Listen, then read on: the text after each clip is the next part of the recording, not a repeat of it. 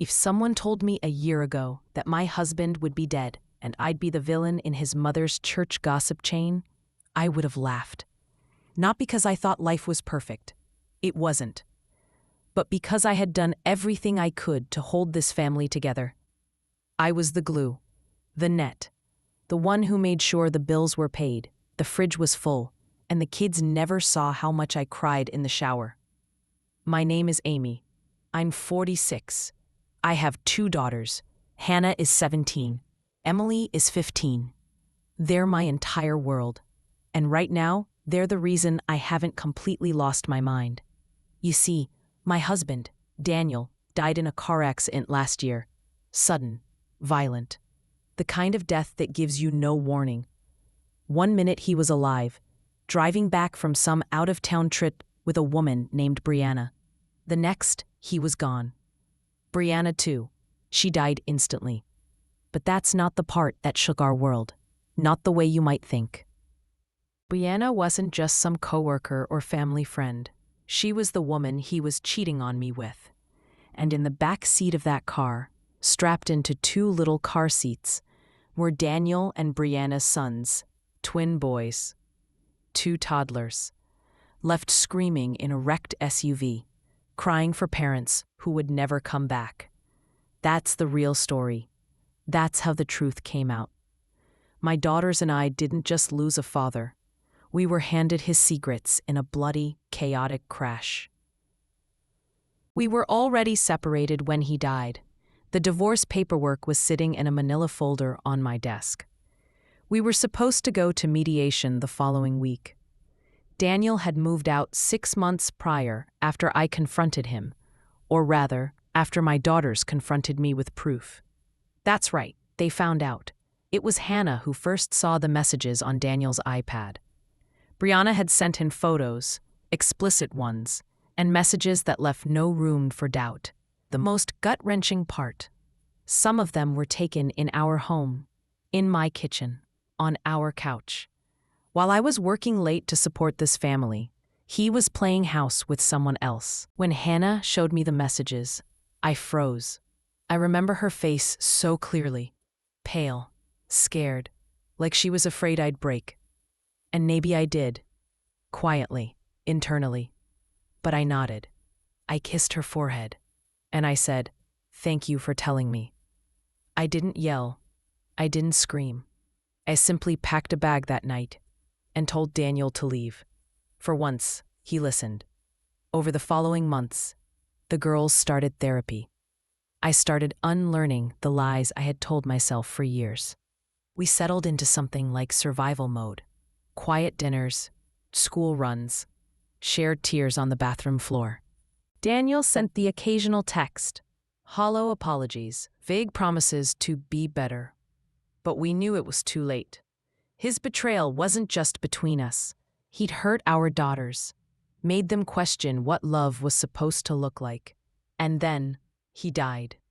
A rainy Tuesday, a hospital call, a crash on a back road he shouldn't have even been on. The boy survived. It was the first time I ever saw my daughters both cry in silence. No sobbing. No words. Just wide, stunned eyes and a quiet kind of grief that settled over the house like fog. We went to the funeral. I didn't want to, neither did the girls, but I felt we should, not for Daniel, but for closure. His parents, especially his mother, hugged us too tightly, cried too loudly, and looked at the twins like they were porcelain dolls.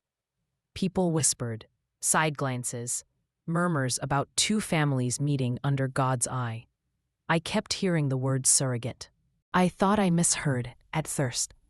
But then his mother, Susan, stood up and gave some tearful speech about Daniel's beautiful sons and how God blesses the barren in mysterious ways. Barren? That was aimed at me. She was implying that the twins were mine, that we had used a surrogate to have more children, and I had abandoned them because they were boys. I remember gripping Emily's hand so tightly that she flinched. Later that night, Hannah showed me Susan's Facebook post. It was a mess of lies and twisted half-truths. A dramatic, manipulative story about how she and her husband were being cast aside after the tragic loss of their son. How his cold, unforgiving ex-wife wouldn't even acknowledge the boys. How she wished Daniel had chosen someone who embraced love instead of bitterness. Hundreds of likes, comments full of prayers and sympathy, people offering money, asking how they could help the poor orphaned boys. No mention of the affair, no mention of Brianna. Just this fake story about a noble man, a cruel wife, and abandoned grandchildren. It was the beginning of a storm I didn't ask for. My daughters were furious. Emily cried for hours, not because she missed her father, but because his parents were now painting her as the enemy. They blamed her for not playing big sister to boys she didn't even know. They called both girls selfish. One of Susan's church friends even left a voicemail calling Hannah a spiteful brat who turned her mother against her father. That was it. That's when I realized I had tried silence, I had tried dignity, and none of it protected my girls. It was Emily's birthday, 15 years old. All she wanted that day was something simple, a few sweets, maybe some honeycomb, and a warm morning at the weekend market. We have this place in town that opens every Saturday and Sunday. Fresh produce, handmade crafts, local honey, baked goods, even small batch chocolate made by this older couple who dress like they stepped out of a Hallmark movie. I thought the distraction would be good for the girls. No drama, no sadness. Just the three of us, me, Hannah, and Emily, pretending for a few hours that life was calm. So I gave Emily a small budget and told her to go wild. I meant it. Let her feel like a teenager again. Let her buy whatever sugar-loaded junk she wanted without checking price. Tags or calories or thinking about therapy or funerals or whispered gossip from her grandparents' church. At first, it worked. She and Hannah giggled as they disappeared toward the chocolate stall. I stayed behind near the flower vendor, quietly enjoying the rare feeling of not being needed for 5 minutes. But that peace didn't last. About an hour in, I started to worry. Emily was never gone this long without checking in. Just as I reached for my phone to call her, it rang. Her name on the screen. I answered instantly. She was crying. Her voice was shaking so badly, I could barely understand her. "Mom, there's some ladies. They won't let me leave. They're yelling. I don't know why." That was all I needed to hear. I grabbed Hannah, who was already halfway jogging back toward me with panic in her eyes, and we ran. Past the honey stands, past the homemade jam stall, straight toward the crowd gathering near the back row of vendor tents. And that's when I saw them. 6 older women, all church types, hair curled, matching floral scarves, oversized crosses around their necks. Their hands were waving, faces red, lips twisted in judgment. And Emily, my sweet, anxious Emily, stood in the middle of them, frozen in place, eyes wide with shock. One woman pointed her finger directly at my daughter's face and shouted, "How dare you ignore your own family? That's your grandmother."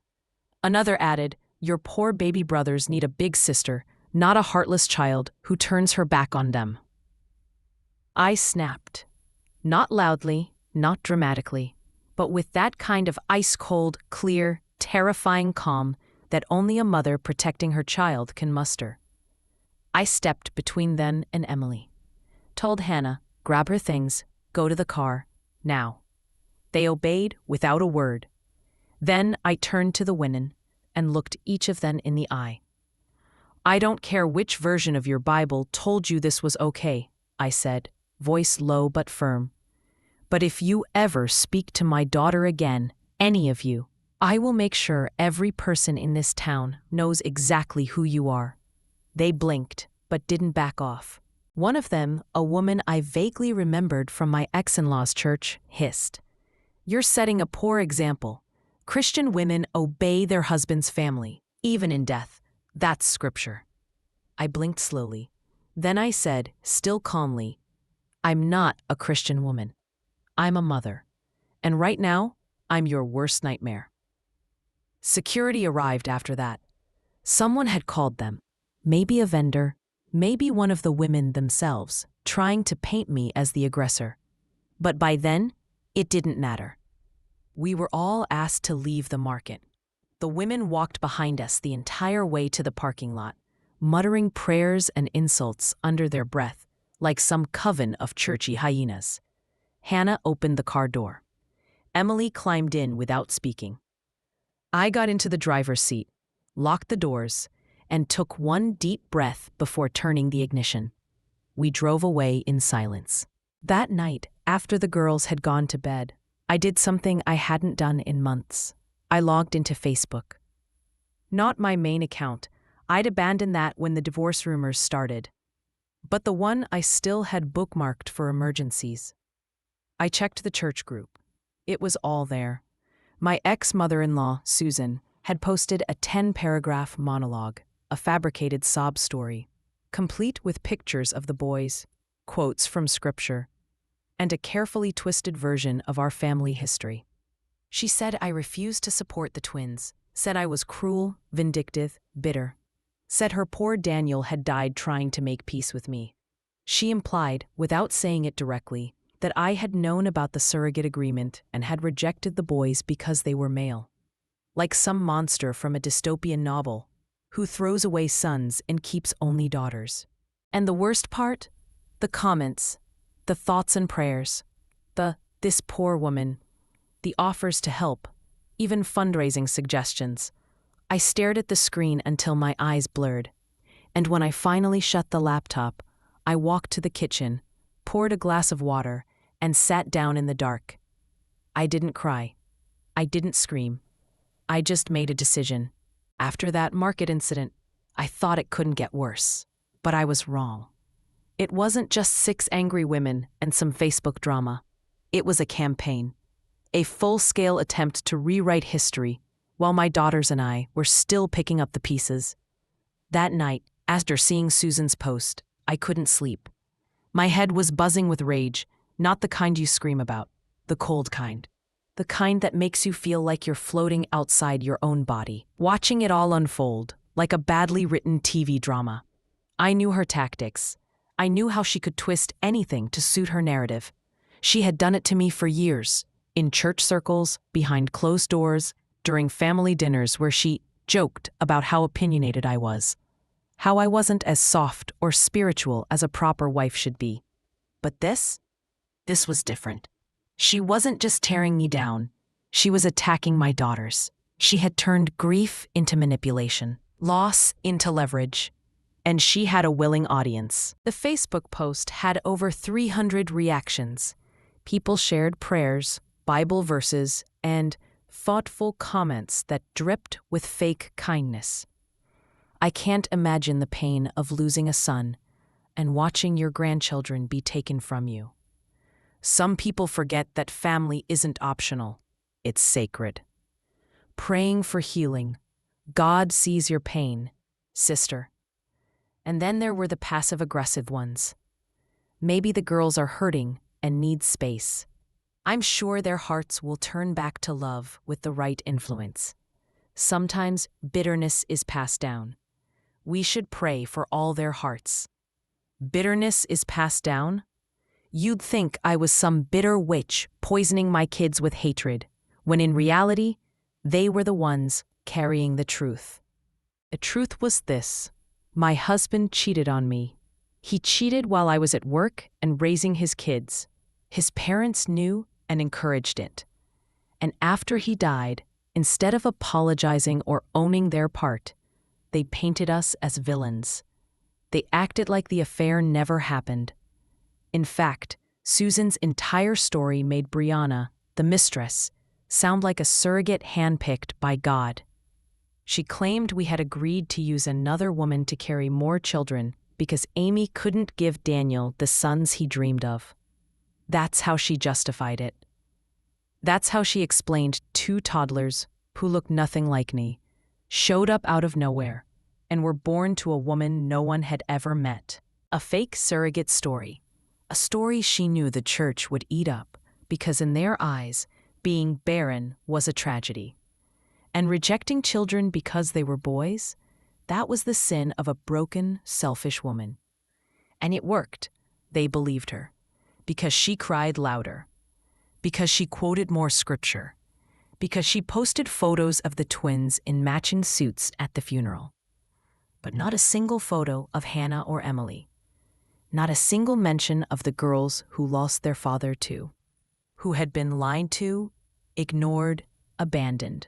She erased them from the narrative, and I knew why. Susan never liked that I was the breadwinner.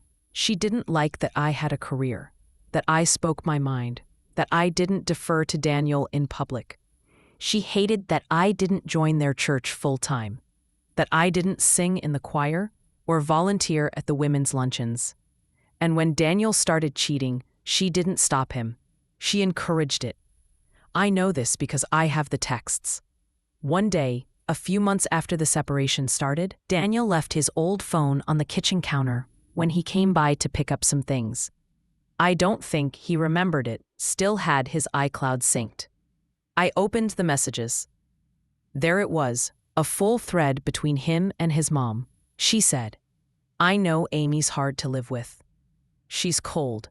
She always makes you feel like you're not good enough. And if this new girl gives you peace, I won't judge. You deserve to be happy.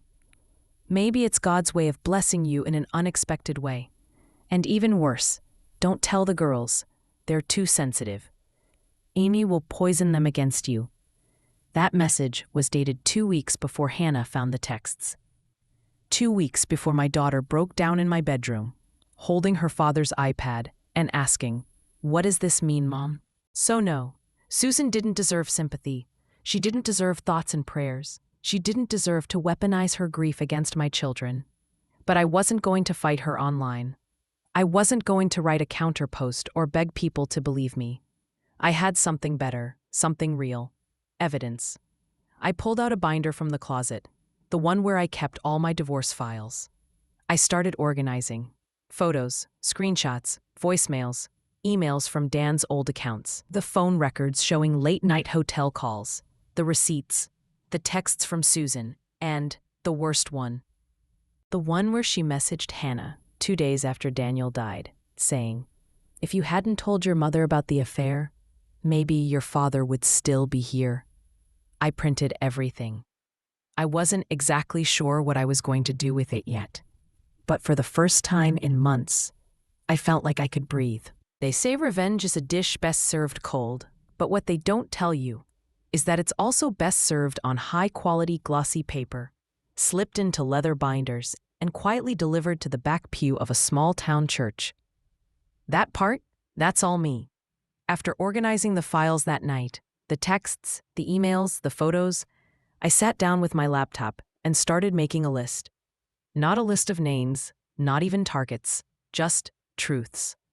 I wrote down every lie Susan had told, every manipulation, every false narrative about me and my girls. And beside each one, I added a counterproof. I wasn't going to stoop to their level. I wasn't going to spin anything. I was going to show people the raw truth, with receipts, dates, timestamps, screenshots. Nothing edited, nothing dramatic, just facts. Let them draw their own conclusions. I took the entire next day off work. I told the girls I had errands to run. They didn't ask questions. They were still emotionally wiped out from the market ambush. I think they were just relieved to have a quiet morning alone. Meanwhile, I headed to a print shop 3 towns over, one that didn't know my face, didn't ask questions. I walked in with a flash drive full of files and a very polite request. I need all of these printed, full color, high resolution, as sharp as possible. The kid behind the counter blinked at me. "You sure you want everything in color?" "Yes, I want every word readable, every photo crystal clear."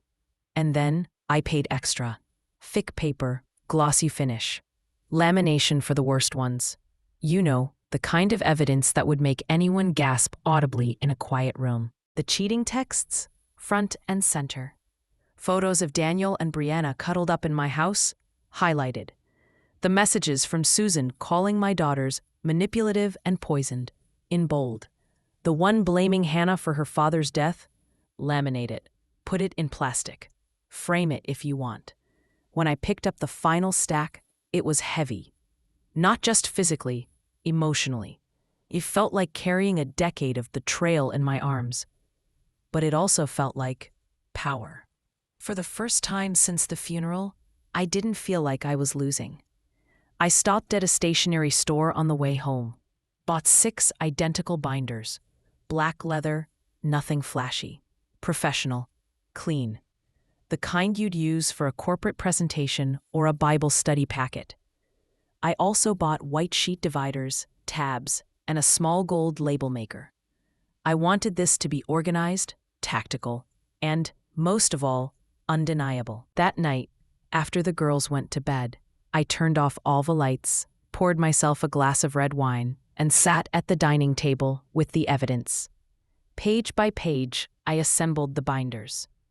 Each one began with a full-page photo of Daniel and Brianna kissing on our couch, taken from a poorly angled selfie Brianna had sent him, not realizing our wedding photo was still hanging on the wall behind them. Below it, in small gold print, I added, "Taken in the family home," while his wife worked overtime to pay the mortgage. The next few pages were the affair timeline, with screenshots, dates, and matched receipts. Then came the text messages between Daniel and his mother.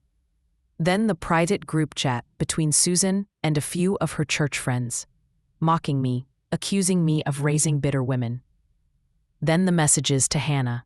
Then the public Facebook post, printed in full, including every comment. Each binder was about 45 pages thick.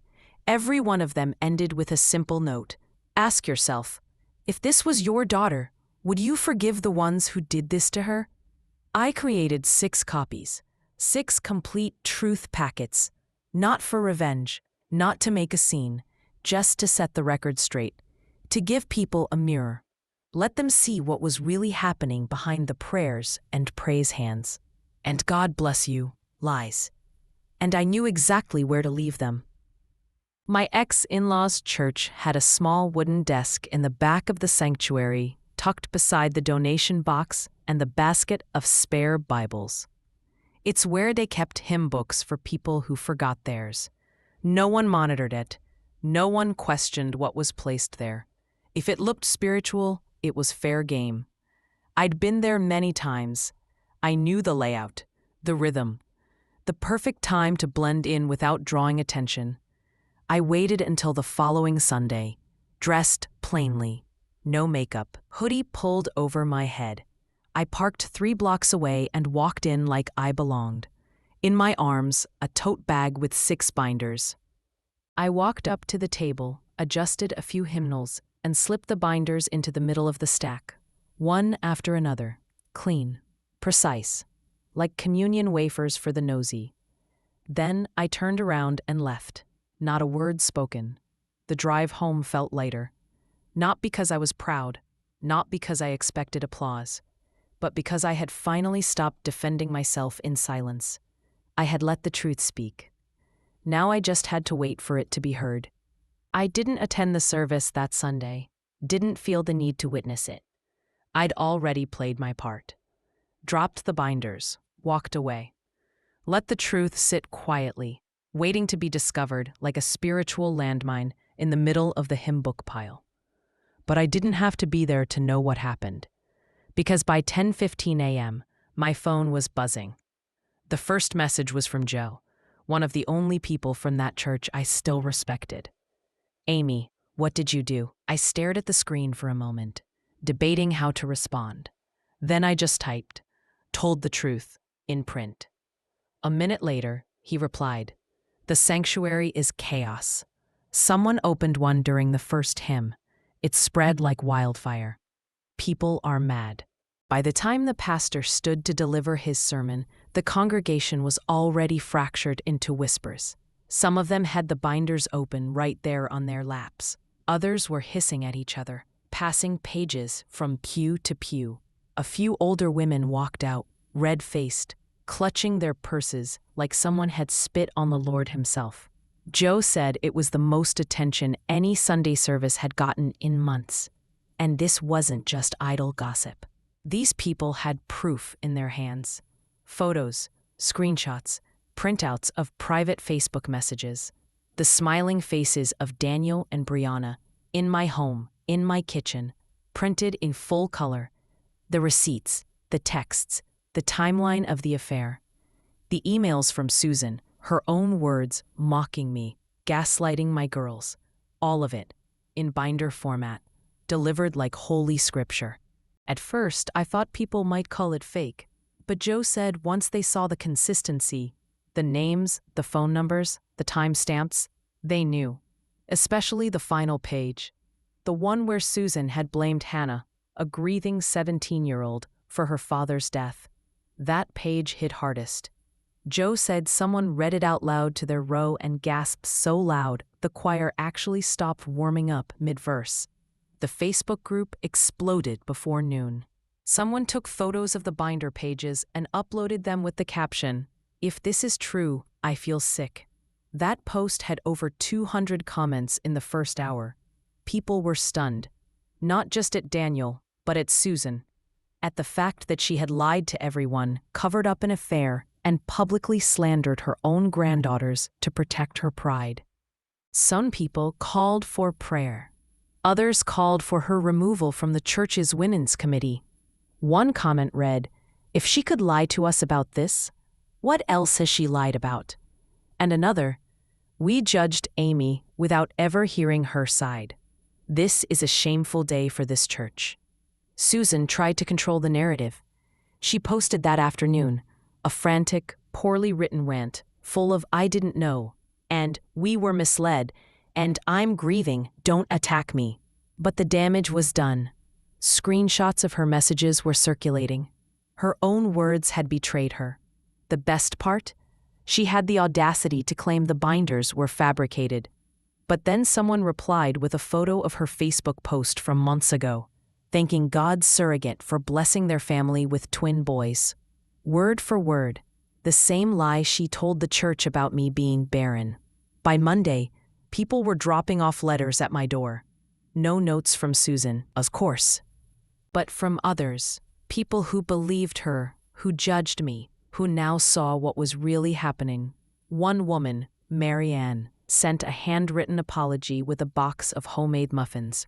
Another, Ruth, left a typed letter on our porch that simply read, "Your daughters deserve better than the way we treated them. I believed a lie. I'm sorry." Hannah read that one 3 times before folding it into her journal. Emily cried when she saw the card addressed to her by name. It was the first time she felt seen, not pitied, not blamed, just heard. The church's Facebook group went into lockdown. Comments were disabled. Admins changed. The pastor made a statement later that week about truth, healing, and the consequences of gossip. He never said my name, never said Susan's either, but everyone knew. Joe told me he overheard the pastor say this in private. Sometimes the Lord doesn't speak through scripture. He speaks through binders. That made me laugh, a real laugh, the first in months. Susan and her husband eventually stopped attending church. No announcement, no explanation, just silence. She made one final post on her personal page. "We gave our lives to a community that turned its back on us. No one respects the elderly anymore. No one honors sacrifice." And then she unfriended half the congregation. I didn't respond, didn't need to. I wasn't angry anymore. Because she didn't just lose control of the story. She lost her grip on the people who once worshipped her version of it. And I never had to raise my voice. I let the truth speak, on laminated pages, in leather binders, stacked beneath church hymnals. For the first time in over a year, our mailbox became something other than a source of dread. No more court notices. No more passive-aggressive flyers from the church about Forgiveness Sundays. No more handwritten guilt trips slipped in by Susan's concerned friends. This time, the mail was different. This time, the letters were soft, apologetic, human. The first one arrived 2 days after the church fallout. It was addressed to Miss Emily, last name. The handwriting was old-fashioned, loopy cursive with a gentle hand. There was no return address. Emily opened it at the kitchen table, her hands trembling like it was a letter bomb. She read it silently. Then again. Then a third time. Then she looked up at me and whispered, "Mom, someone apologized to me." I blinked. What? She passed me the letter. It was from an elderly woman, a longtime church member I vaguely remembered from years ago. Her name was Ruth, and she had never spoken more than 5 words to me in the past. The letter read, "Dear Emily, I watched your grandmother speak of you with such anger and disappointment, and I believed her. I shouldn't have. I didn't know what she had said to you. I didn't know what she hid from all of us. But I'd seen the binder. I've read the words she sent you. I cried. I was wrong. I don't expect you to forgive a stranger. But I wanted you to know. I see you now. And I'm sorry. Ruth M." Emily folded the letter carefully and placed it in her sketchbook. Then she hugged me tighter than she had in weeks. Not a word was exchanged. Just that squeeze, that sigh, that slight drop in her shoulders, like a small piece of her armor finally came off. The next day, another envelope came. This one addressed to Miss Hannah. Same old handwriting, same no-return address approach. Inside was a small card and a note that read, "Dear Hannah, you're brave, not just for telling your mother the truth, but for surviving the aftermath. Most people would have crumbled under the weight of family betrayal. You stood tall. Don't ever let someone shame you for telling the truth. You were not responsible for your father's actions, and you were never the villain. With respect, M.A." Hannah didn't cry. She's more like me, strong-willed, quiet when she's in pain, sharp when she's cornered. But she folded that card, tucked it into her backpack, and walked into her next therapy session, with her chin held higher than usual. That was enough for me. By the end of the week, we had received 5 letters, 3 addressed to the girls, 2 to me. Each one different, but all carrying the same theme. We were wrong. We judged you. We're sorry. Some offered invitations back to the church, polite ones, not pushy. Others just wanted us to know that the truth had changed their minds. Some even included money, little gift cards or envelopes with $20 bills. I returned those, of course. I didn't want pity or charity. But the words meant something. They weren't validation. They weren't redemption. They were acknowledgement. And that's all we really wanted. It wasn't just the church folks, either. One evening we went to the grocery store and ran into an older couple who used to sit near Susan during services.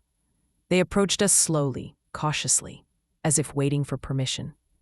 The woman said, "I just want to say, your daughters are lovely and strong. You should be proud." Then they walked away. No small talk, no fake hugs. Just that one sentence, and it echoed in my chest for hours. Later that night, I sat on the edge of Emily's bed. She was sketching something, a binder with roses growing out of it, half buried in sand. She titled it, "Planted Truth." I smiled and asked her, "What does it mean?" She said, "When you bury the truth, it doesn't stay dead. It grows." I nearly cried. The healing didn't happen all at once. It came in waves. Some days Hannah still woke up angry. Some nights Emily would cry in her sleep. And sometimes I still caught myself scrolling Facebook just to check if Susan was still trying to spin the narrative. But overall, the fog was lifting. We laughed more. We cooked together again. We started watching cheesy mystery shows on Thursday nights, the kind where the detective always figures it out in 42 minutes. And one night, after dinner, Emily looked at me and said, "I think Dad would have hated the binders." I raised an eyebrow. She grinned, "Which makes me love them more." We all laughed. Just when I thought they had slithered off into silence, Susan popped up again. I shouldn't have been surprised. Narcissists don't go quietly. They pause. They wait. And when they think the world has calmed down enough, they slither back in with a new mask and an even more manipulative version of the truth. It started with a message to Emily's school counselor. Not to me, not to the girls, to a third party. Someone she thought she could manipulate into giving her another angle of control. The message was long, laced with guilt-tripping phrases like, "We've been trying to connect with Emily, but her mother keeps her from us. We're so worried about the emotional isolation she must feel. Ye feel called by God to step in and offer a loving family structure." Family structure? From the woman who called my daughter a bastard and blamed her for her father's death? The school counselor called me in. Not because she believed any of it, but because she was required to notify me about third-party contact. She handed me a printed copy of the message. I read it slowly, lips pressed tight. Then I said, "Thank you for letting me know. This will be handled." The counselor nodded. Honestly, I figured something was off. Emily's thriving here. This didn't line up. That same day, I received an email from a distant cousin of Daniel's. We hadn't spoken in years. Not since our wedding, actually. But his message was short and direct. "Susan called me crying, said she's been unfairly slandered, that you planted lies in the church and ruined her life." I didn't know what to believe. But then my wife showed me the binder. "Just wanted you to know we believe you, and we believe your girls." That made me pause, because if Susan was still calling people to tell her version of the story, then she wasn't just trying to save face, she was trying to regain control. A few days later, Hannah came to me with her phone. "Can I post something?" she asked. I looked up from my laptop. "On what?" "On my Instagram," she said. "I want to say something, not out of anger, just truth, my truth." I hesitated. I wanted to protect her, but I also knew this wasn't my story to gatekeep anymore, so I nodded. She sat at the kitchen counter, typing for almost an hour. Then she handed me the phone. Then it was our turn. My lawyer asked for permission for Hannah and Emily to speak. The judge raised an eyebrow. "Are they comfortable with that?" I looked at both girls. Emily nodded. Hannah said, "We want to say it ourselves." So they did. Hannah went first. She walked to the stand, tall, calm, 17 years old, but carrying the poise of someone twice her age. She spoke clearly. "My grandparents aren't being kept from us. We're staying away from them, by choice. They called us names. They blamed us for our dad's death. They sided with him when he cheated. They posted lies about us online. They didn't try to be family. They tried to control us. We're safer and happier without them." She finished and walked back to her seat, without a single stutter. The room was still. Then Emily stood up. She was nervous, hands shaking slightly. But when she looked up, her voice was strong. "They said I was heartless because I don't talk to my baby brothers. But they're not my brothers. I don't know them. And every time they bring them up, it just reminds me of how my dad hurt our family. I don't hate the boys, but I need space. And my grandma, she followed me at a market with her friends. They surrounded me, yelled at me, called me unchristian." Her voice cracked. "That's not love. That's bullying." You could hear a pin drop. Even the court stenographer had paused, typing for a moment. The judge leaned forward slightly, nodding slowly. She looked at Susan, then at me, then at the girls. The verdict came at the end of the hearing. The court finds no evidence of parental alienation. In fact, there is clear evidence of psychological and emotional manipulation directed toward the minors. Therefore, all motions for custodial involvement or court-mandated visitation are denied. Furthermore, any future attempts to pursue similar action will be reviewed as potential harassment. This court stands with the safety and autonomy of these minors. Susan's face turned pale. Her lips parted as if to speak, but nothing came out.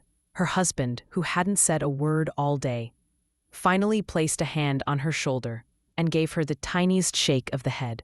She didn't cry. She didn't storm out. She just sat there, small, exposed, defeated. We walked out in silence.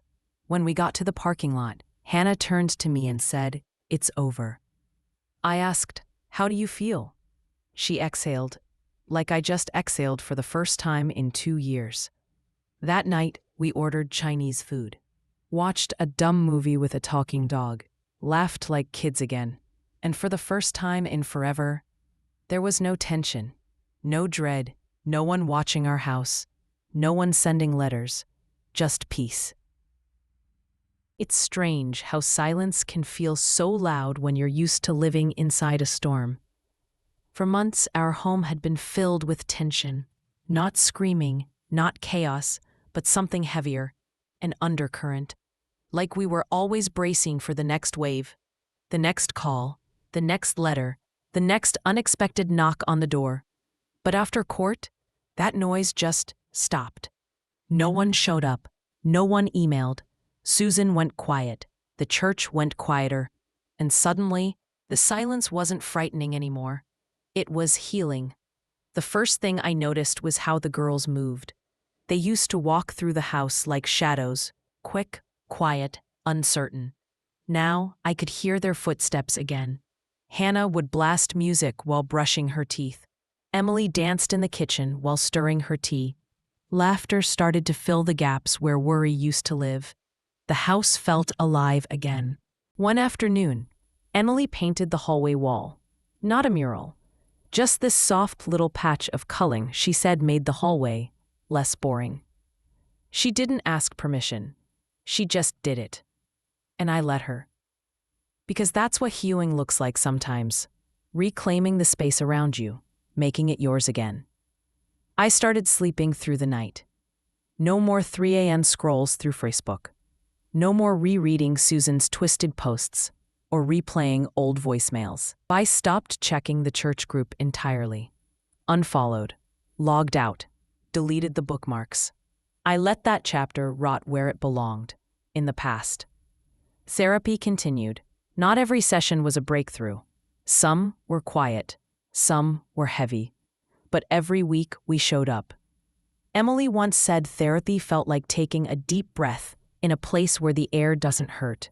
And honestly, that's the most accurate description I've ever heard. The girls started inviting friends over again.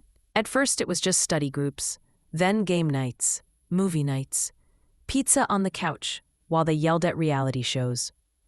I watched them from the kitchen, pretending to focus on dishes, but really, I was just soaking it in.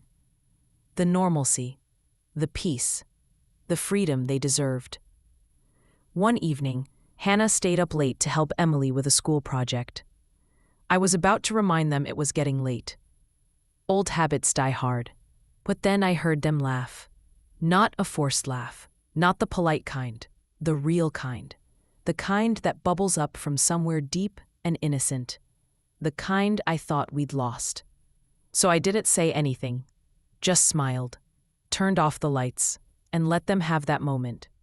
I started journaling again. Nothing dramatic, no grand entries, just quiet notes. Emily tried a new hair part. It's adorable. Hannah said she might apply to NYU. I told her she could do anything. No dreams about Daniel this week. That feels like progress. Small things, important things, life things. We took a road trip, just the 3 of us. No plans, no expectations. We drove north, stayed in a tiny cabin near a lake, brought books, blankets, and way too much junk food. We made a fire, burned marshmallows, played card games on a worn-out picnic table. And one night, while the girls were asleep, I stepped outside and stared up at the stars. I didn't cry. I didn't think about Daniel. I didn't feel bitter. I just breathed. It's amazing what peace really feels like when you've gone so long without it. It's not dramatic. It's not loud. It's quiet dinners. Laundry without dread. Laughter without guilt. It's Hannah texting me randomly to say love you. It's Emily sneaking chocolate into the grocery cart like she used to before everything broke. It's me, smiling without faking it. Susan hasn't reached out again. I doubt she ever will. Sometimes I wonder if she still goes to church. still tells her version of things to whoever will listen. Maybe, but I don't wonder often, because she no longer has power here. She no longer owns space in my head, or in my home, or in the hearts of my girls. We evicted that part of our lives with the truth, and now we're rebuilding, one quiet day at a time. I never sent it. I wrote it, sealed it, even addressed the envelope, but I never mailed it. Of course, there was nowhere to send it anyway. The return address would have said something like, "From the woman you betrayed, but who still cleaned up your mess." It was a letter to Daniel, not the Daniel the world saw, not the one who smiled in Christmas photos or held the girls on their first day of school. The real Daniel, the Daniel who kissed another woman in our home while I worked overtime. The one who left me to explain to our daughters why their father was suddenly a stranger. The one who handed over a future of pain, then slammed the door behind him in a car that never came back. I wrote it on a night when the house was too quiet, not sad, just still. The girls had gone to bed early. I made tea, lit a candle, and sat down with a blank sheet of paper and more emotion than I knew what to do with. Here's what I wrote. Daniel, I don't know who you were at the end, but I remember who you used to be. I remember you at 23, nervous and hopeful, wearing the wrong tie to our wedding, because you said the right one made you feel like a banker. I remember the way you held Hannah when she was born, so scared, like she might break. I remember that stupid birthday card you made for me, out of printer paper when we couldn't afford anything else. You spelled beautiful wrong, and I still taped it to the fridge. You used to be gentle. You used to be kind. Somewhere along the way, you stopped being either. I tried to hold us together. I really did. While you flirted, I scheduled dentist appointments. While you lied, I cleaned the bathroom grout. While you built a second life, I was still in the first one, alone. The girls deserved better, and honestly, so did I. But I'm not writing this to punish you. I'm writing it to forgive you. Not for your sake, for mine. I forgive you for breaking our family. I forgive you for dying before you could face the truth. I forgive you for leaving your mess in my lap. But forgiveness doesn't mean forgetting. It doesn't mean you get to be a saint in stories told by people who only knew half of you. I'll never lie to our daughters about what you did, but I'll also never lie to them about the fact that you loved them, even in your broken way. I believe you did. Somewhere deep in the mess, I think you loved them. But they needed more than that. And I hope, wherever you are, you understand now why I had to do what I did. You betrayed your family, but I protected it. That's the difference between us. Amy. I folded the letter slowly, with shaking hands. Not from anger, from release. It was like writing the final chapter of a book I never wanted to read. I sealed it, placed it in my drawer, and haven't touched it since. Sometimes I forget it's even there. Other times I open it just to remind myself that I already said goodbye. The girls never knew I wrote it. Maybe one day I'll tell them. Maybe not. Maybe it's not a story they ever need to read. Just a weight I needed to set down. And I did. Not with a scream, not with fire, just ink, paper, and silence. People think revenge feels like triumph. But the truth? Real revenge is when you no longer need to explain yourself. When you don't carry rage in your chest anymore. When you wake up and your first thought isn't then. After the letter, something in me shifted. I stopped checking my rearview mirror twice. I stopped tensing when the doorbell rang. I stopped waiting for Susan's next move because she was out of moves.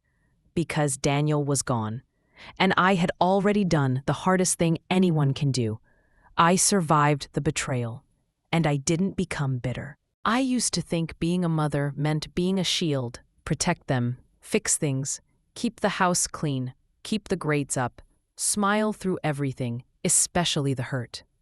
That's what I saw growing up. That's what I tried to copy. But after everything that happened, the betrayal, the fallout, the binders, the court. I realized I didn't need to be a shield anymore. I needed to be real. And that was harder than it sounds. After Daniel died, I clung to routines like they were life jackets. Get up, pack lunches, do laundry, smile when the girls walked into the room. It was survival, not parenting. And I told myself that if I stayed strong enough, they'd eventually feel safe.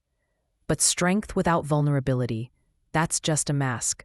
And masks get heavy. One afternoon, maybe 3 months after court, Emily asked me out of nowhere, "Mom, did you ever cry when Dad left?" I was halfway through slicing apples for her lunch. I paused. Not because I didn't have an answer, but because for the first time, I was ready to tell the truth. "Yes," I said, more than I ever told anyone. She looked up, eyes wide. "When?" "In the shower, in the car, into my pillow, into dishwater." I smiled softly. "Sometimes I still do, but it's different now. Now it's like dust instead of thunder." She didn't say anything for a minute. Then she leaned across the counter and hugged me. Not like a child, like an equal. Mother had changed after that. Not because the pain vanished, but because we stopped pretending it didn't exist. Hannah started talking more, not just about school or college applications, but about how angry she used to be. At me, at her dad, at the world. She admitted she sometimes wondered if she had ruined everything by exposing the affair. That broke my heart. I told her, "You didn't ruin anything. You saved us. You gave us a chance to live in truth, instead of lies." She cried. I did too. Then we made pancakes at 10 p.m., because apparently crying makes you hungry. We started building new habits. Every Sunday, we took turns picking dinner. One Sunday, it was sushi. The next, homemade chili. One week, Emily made us cereal and peanut butter toast. We called it Lazy Night. We also started journaling, just short reflections. 3 things we felt, 1 thing we learned, 1 small win. Emily wrote, "I learned that peace isn't loud. It's quiet and steady, like brushing your teeth." Hannah wrote, "I felt calm, strong, and proud." I wrote, "Today." I laughed without guilt. I also started doing something I hadn't done in years, taking care of myself, not in the Instagram influencer kind of way, but small things. I got my hair trimmed, bought a book just because the cover was pretty, started walking every evening around the block without checking my phone. Sometimes I listened to music, sometimes just the wind. I let my shoulders fall, let the air move through me without pressure. It sounds silly, but when you've been in fight or flight for years, walking without flinching is a form of healing. The girls noticed the shift too. Emily asked if we could paint her room, not because she was trying to erase the past, but because she wanted to make space for new memories. We picked out a soft sage green, put fairy lights around the windows, hung her favorite sketches on the wall. It was her sanctuary. Hannah made a playlist called Peaceful but Powerful. She played it while she studied, while she cleaned. One night, I heard her playing it while she fell asleep. That was the same night she told me she was applying to out-of-state colleges. "Do you think it's okay if I want to go far?" she asked. "I think it's more than okay," I said. "It means you're not scared anymore." She nodded. "Yeah, I'm not." I no longer checked Daniel's old emails. I no longer visited the church page. I deleted the folders labeled evidence off my desktop. It was over. The truth had been told. The dust had settled. And I was finally discovering who I was beyond the wife, beyond a mother, beyond the betrayed woman in the binders. I was Amy. And Amy liked cool breezes, liked quiet mornings with mint tea, liked watching her daughters grow into women who didn't shrink themselves to survive. For the first time, motherhood didn't feel like performance. It felt like presence. It came in the mail. A crisp white envelope with gold trim. No return address. Just my name, handwritten in soft cursive. For a second, my heart stuttered. I thought it might be from Susan, or someone from her old circle trying to stir things up again. But when I opened it, it wasn't an attack. It was an invitation. You are warmly invited to a special women's reflection service at Hope Fellowship Church. We are welcoming new voices, new stories, and new beginnings. If you feel called, we would be honored to have you. At the bottom it was signed, Pastor Eliana Rhodes. A new name. Not the old pastor. Not the one who danced around the truth when it got too uncomfortable. I sat at the kitchen table, letter in hand, unsure what to feel. It wasn't aggressive. It wasn't manipulative. It actually felt sincere. But that sincerity came with memories I hadn't asked to revisit. Memories of pews where people whispered, of potluck dinners where I was stared at like I'd poisoned the sweet tea, of Sundays where my daughters were judged for standing beside me instead of folding under guilt. That church used to be part of my routine, part of my family's structure, until it became part of our undoing. So why now? Why reach out? Why open the door again? Hannah found the letter first. She read it, shrugged, and said, "Do you want to go?" I hesitated. "Do you?" She paused. "No." "Fair enough." Emily read it later, quietly. She didn't say much, just traced the words with her finger and then whispered, "Is it bad that I don't want to forgive them?" I smiled and said, "Not at all. Because healing doesn't always mean going back. Sometimes it means closing a door and walking away for good." Still, I was curious, so I looked up Pastor Eliana online.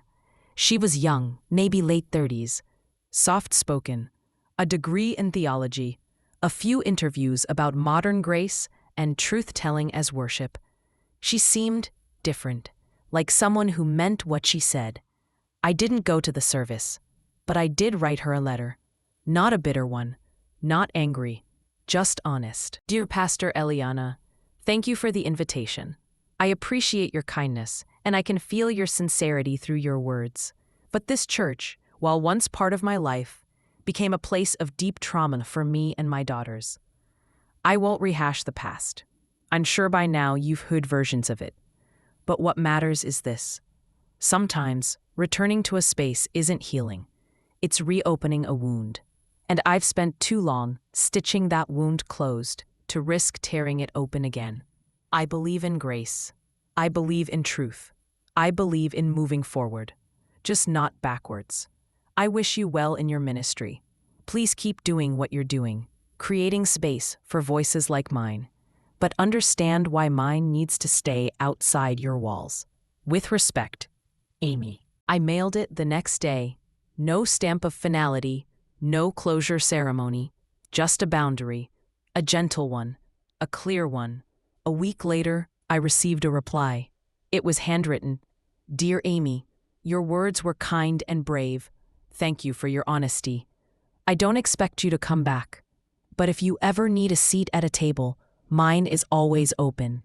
And even if you never walk through our doors again, know this. You already preached a sermon louder than any I could give. With grace. Eliana." I showed the girls. Hannah smiled. Emily said, "She sounds like the first real one they've had." And she was probably right. But we didn't go back. We lit candles at home instead, read poetry, listened to music that made our hearts feel full. We found our own ways to worship, in stillness, in truth, in laughter. Some Sundays, I still drive past the church. I see new faces there, new energy, kids running up the front steps with glitter crafts and snack cups, and I smile.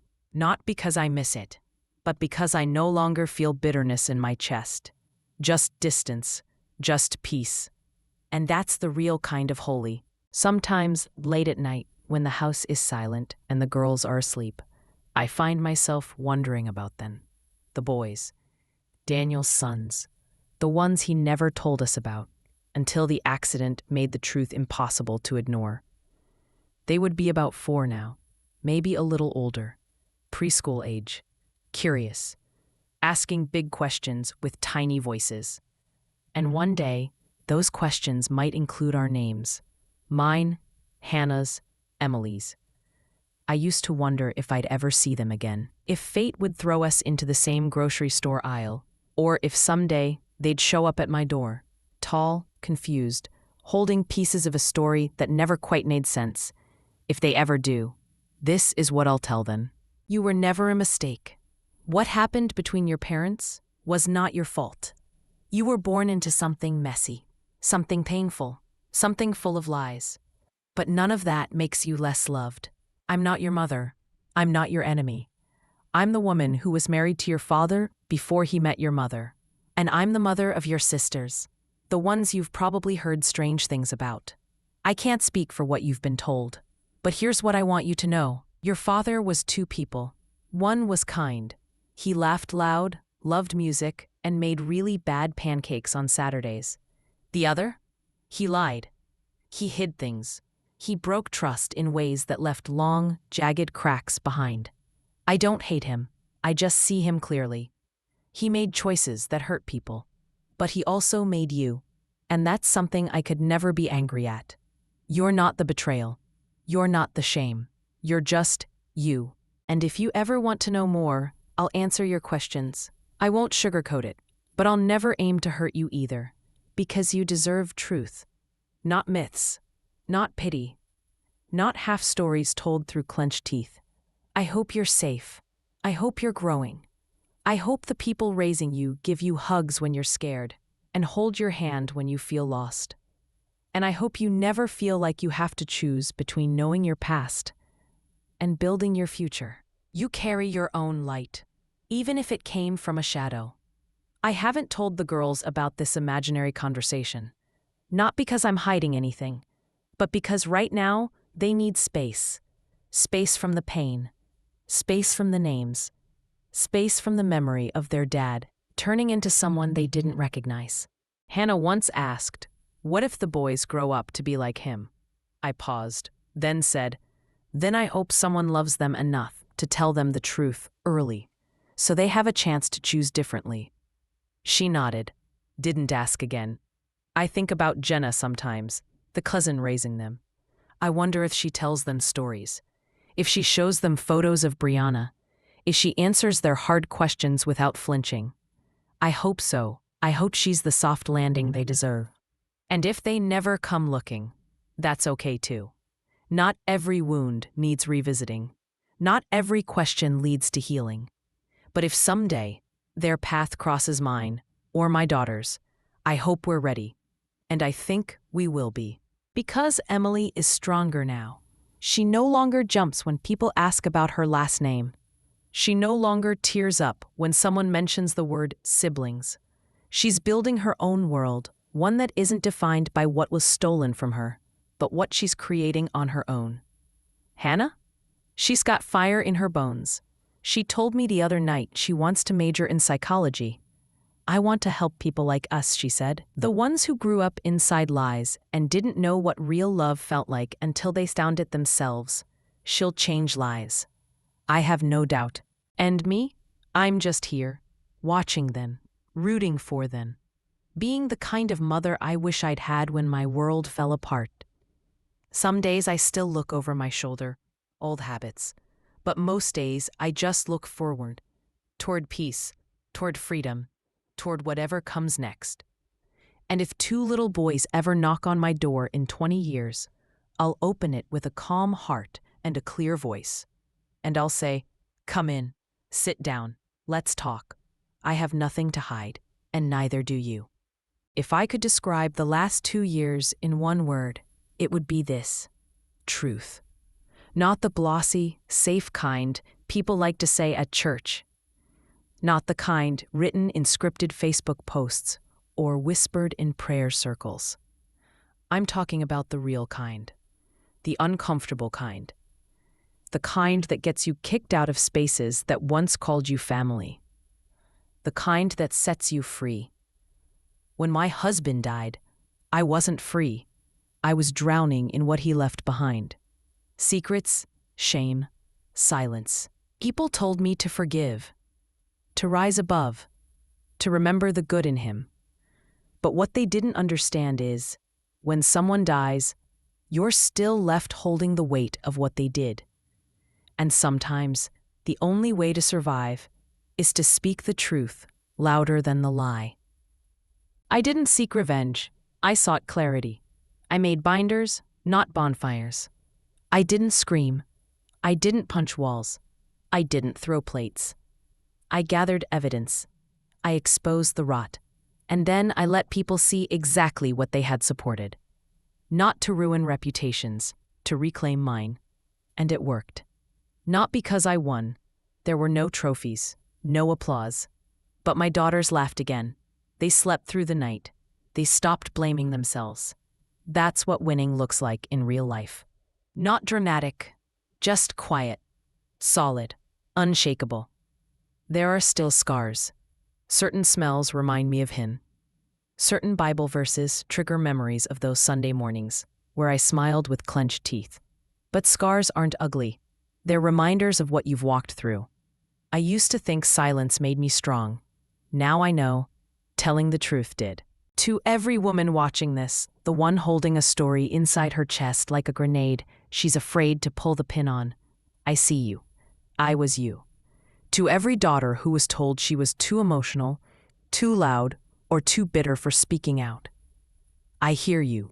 And to anyone who's ever been shamed for walking away from a lie, you didn't fail. You chose freedom. And that is never something to be ashamed of. Let them talk. Let them twist your story. Let them write Facebook novels full of fiction and fake virtue. Just make sure that when it's your turn to speak, you bring the truth with you. Not to destroy, to cleanse, to clear the smoke so others can see the fire for what it really was. I used to be a woman holding it all in. Now, I'm just a woman standing in what's left, with her daughters beside her, smiling. Still healing, but free.